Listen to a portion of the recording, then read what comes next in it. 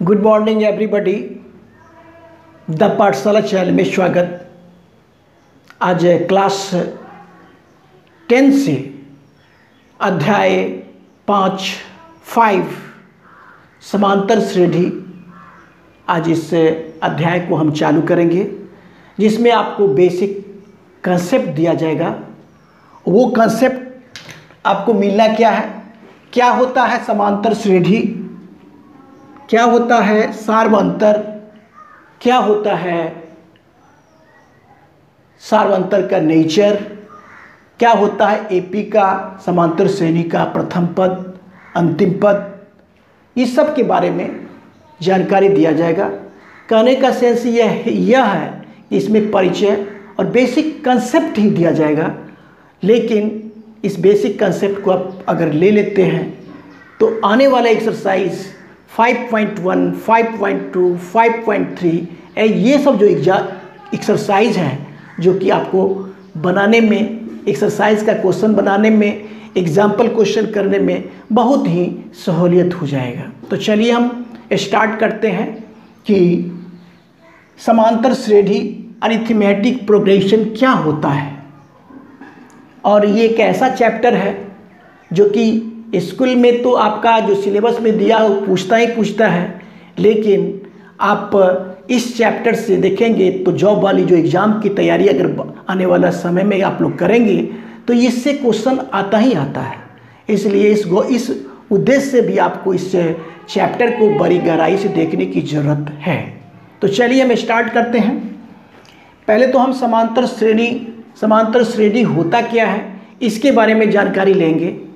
हम क्या श्रेणी लिखते हैं और इसी के द्वारा हम एक्सप्लेन करेंगे और बिल्कुल स्पष्ट तरीक़ा से आप लोगों को बताएंगे। हाँ, इतना हम ज़रूर कहना चाहेंगे कि मेरे वीडियो को शुरू से अंत तक देखें तो आपका गजब का बेसिक कंसेप्ट आज समांतर श्रेणी पे मिलने वाला है। देखिए, मान लिया जाए, सबसे पहले तो हम समांतर श्रेणी के बारे में जानेंगे।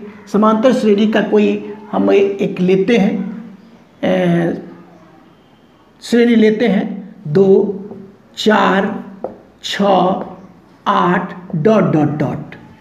इस पर देखिए, इसमें देखिए क्या है। ये मान लीजिए कि समांतर श्रेणी का ये क्या है, ये समांतर श्रेणी है, ठीक है। इसमें क्या देखते हैं, कोई पद और पहले के पद का अंतर समान है, ठीक है। देखिए, कोई पद के लिए इसको लेते 4 और पहले का पद 2 है, तो 4 में से 2 को घटाते हैं तो कितना आया, 2। फिर देखते हैं कि 6 को देखते हैं, 6, तो 6 हुआ, 6 के पहले वाला पद तो 4 हुआ, तो 6 में से 4 को घटाएंगे तो फिर भी 2 ही आएगा। फिर ले लीजिए 8, तो 8 और इसके पहले वाला पद 6, तो 8 में से 6 को घटाएंगे तो क्या होगा, 2 ही मिलेगा। यानी क्या है कि सार्व अंतर जो हुआ इस सब में समान 2 आया। तो हम ये समझ जाते, समान जब अंतर आता है तो ये समांतर श्रेणी का क्या, समांतर श्रेणी है। और समांतर श्रेणी अगर है तो आपको अगला पद के बारे में आप खुद जान जाते हैं, क्योंकि अंतर 2 का है तो इसके बाद क्या आ जाएगा, 10 आ जाएगा, ठीक है। तो क्या इसका कंक्लूजन निकला कि कोई भी पद और अपने पूर्व कोई पद और उसके पूर्वगामी पद का अंतर अगर समान हो, नियत हो, निश्चित हो, समान हो, तो क्या होगा, वो आपका हो जाएगा समांतर श्रेणी।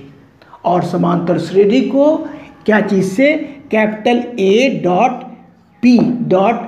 यानी AP से KP के द्वारा सूचित किया जाता है, जो कि हम यहाँ पर लिख भी दिए हैं कि समांतर श्रेणी ऐसा अनुक्रम जिसके किसी पद और पूर्वगामी पद का अंतर समान हो।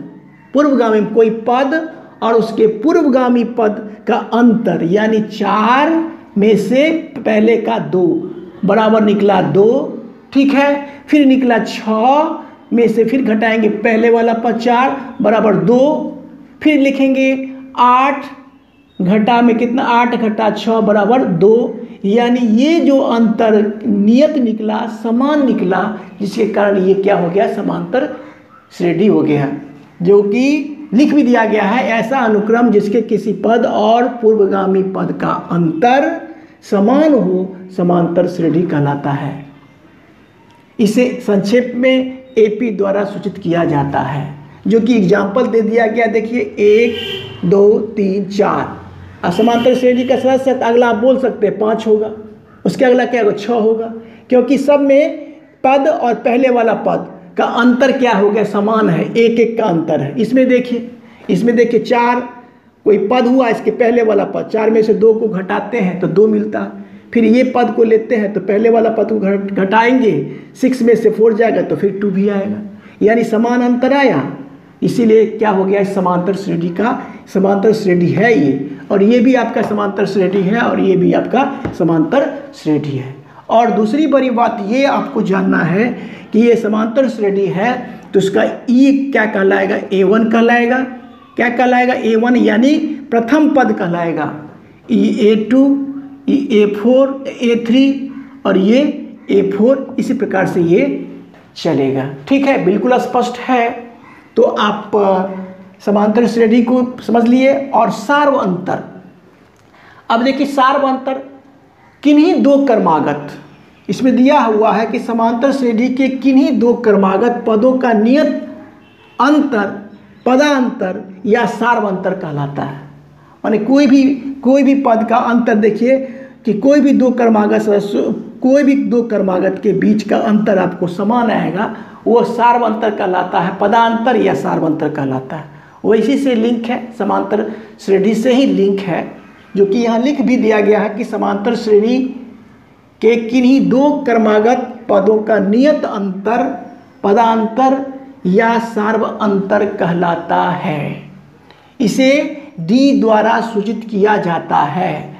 और डी जो मान निकालेंगे आप, डी तो क्या कर, डी का मान बराबर इसमें निकालने के लिए कहा जाएगा कि डी बराबर क्या होगा। देख लीजिए एक बार गौर से, एक बार मिटा लेते हैं। एक बार मान लिया जाए कि ये 2 है ना, 2 4 6 8 10 है और डॉट डॉट डॉट, तो हम डी कैसे निकालेंगे, डी बराबर क्या होगा, A2 घटा A1, फिर A3 घटा A2, A4 घटा A3, माने कोई भी, देखिए ये लिए इसके पहले वाला, ये लिए इसके पहले वाला, ये लिए इसके पहले वाला, सबका अंतर समान आएगा। कैसे आएगा समान, देख लीजिए 4 में से आप घटाएंगे, 4 में से 2 जाएगा तो कितना आया, 2 आया। फिर A3 में लिखे 6 में से 4 जाएगा तो आया कितना, 2 आया। फिर देखिए 8 में से 6 को घटाएंगे तो 2 आया, समान अंतर आ गया। तो यही क्या हो गया, सार्व अंतर क्या कहलाएगा आपको, पदांतर या सार्वंतर कहलाता है। इसको हम डी से सूचित करते हैं। एक बार देखिए, अब डी का मान जो होता है, डी का जो नेचर होता है वह धनात्मक भी हो सकता है, ऋणात्मक भी हो सकता है और शून्य भी हो सकता है। ये भी बात स्पष्ट है, जो कि एक्सरसाइज का क्वेश्चन कराएंगे तो और ज़्यादा बात आप लोगों को स्पष्ट होगा। यदि प्रथम पद 4 नंबर में देखिए, यदि प्रथम पद ए तथा पदांतर डी हो। अब देखिए ये बहुत बड़ी, ये जो है इसको गौर से देखना जरूरी है। इसको गौर से देखिए, कितना नंबर, 4 नंबर। यदि प्रथम पद ए तथा पदांतर डी, तो क्या होगा, प्रथम पद अगर ए मिल गया और डी मिल गया तो आप एपी का व्यापक रूप को लिख सकते हैं। व्यापक रूप क्या हो जाएगा, ए प्लस डी, ठीक है, ए plus 2D, A plus 3D, है ना, ए प्लस 4D।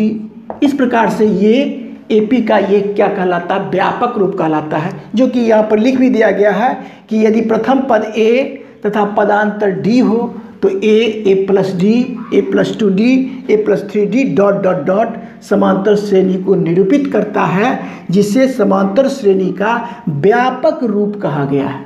परीक्षा में आपको पूछेगा कि समांतर श्रेणी का व्यापक रूप क्या है, तो आप लिख सकते हैं a+d, a+2d, a+3d, a+4d dot यह समांतर श्रेणी का व्यापक रूप है। ठीक है, स्पष्ट है।